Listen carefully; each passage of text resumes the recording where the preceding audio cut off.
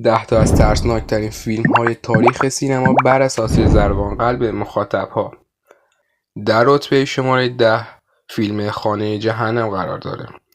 فیلمی که 5 سال پس از یک حادثه را که طی آن یک نقص فنی 15 نفر جان خود را از دست دادند، حالا یک گروه مستندساز از صحنه این فاجعه بازدید می‌کنند تا بررسی کنند دقیقاً چه اتفاقی آن شب افتاده.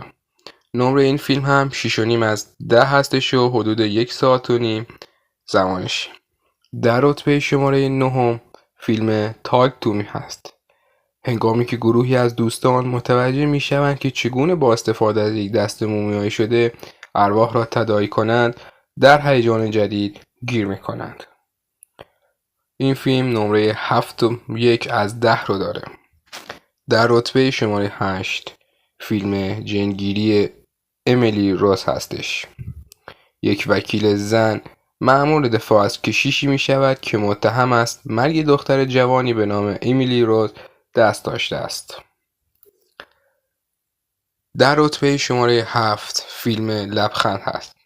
داستان یک دکتر که پس از مشاهده یک حادثه عجیب و غریب و آسیبزا در مورد یک بیمار شروع به تجربه اتفاقاتی ترسناک می کند که نمی تواند توضیحی برایشان پیدا بکند. نمره این فیلم 6.5 از 10 هستش و امیدوارم از این فیلم لذت ببرید.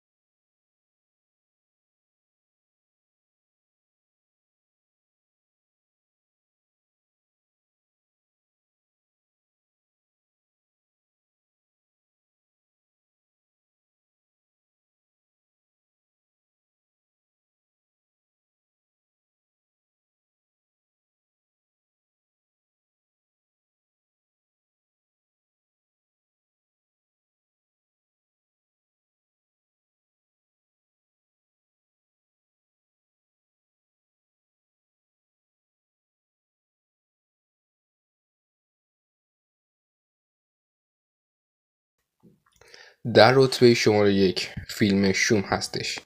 یک نویسنده داستان‌های جنایی با دیدن یک فیلم 8 میلیمتری در می‌یابد جنایتی در حال حاضر انجام شده است. به قاتلی زنجیره‌ای مرتبط می‌شود که قدمتش را به دهه 1960 برمی‌گردد. این فیلم نمره 6.8 از 10 را به خودش اختصاص داده. حالا شما بگید ترسناک‌ترین فیلمی که دیدید چی بود و حتما برامون کامنت کنید.